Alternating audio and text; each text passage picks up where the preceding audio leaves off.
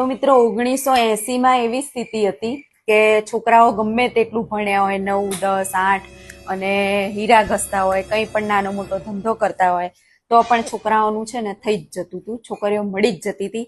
પછી ધીમે ધીમે થોડી સ્થિતિ એવી આવી કે છોકરાઓ થોડું ઓછું ભણ્યા હોય તો એને બહુ મળે નહીં, ભણેલી ઓછી મળે અને એવું બધું થાય. અને પછી 2010, 15, 20 સુધીમાં તો એવી સ્થિતિ આવી ગઈ કે આપણને ચિંતા થાય કે હારું છોકરાઓનું થશે કે નહીં થાય.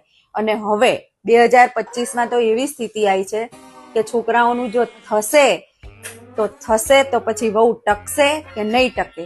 એટલે અત્યારે એવી સ્થિતિ છે કે થયા પછી પણ ટેન્શન રહે કે ટકશે કે નહીં ટકે. એટલે મારે તો છે ને, મેં મારા છોકરાનું કર્યું ને, પણ મેં મારા વહુના નામે છે ને એટલી લોન લઈ લીધી છે ને કે ક્યાંય જાય ને તો એ બેંક વાળા આવીને હોધીને ને અહીંયા મૂકી જાય. એટલે આપણે તો ટેન્શન લેવાનું જ નહીં.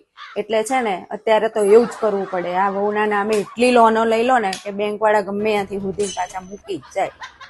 આપણે જો નકર છે ને ત્યાં ટકે નહીં. વહુ કેવો લાગ્યો આઈડિયા આપણો?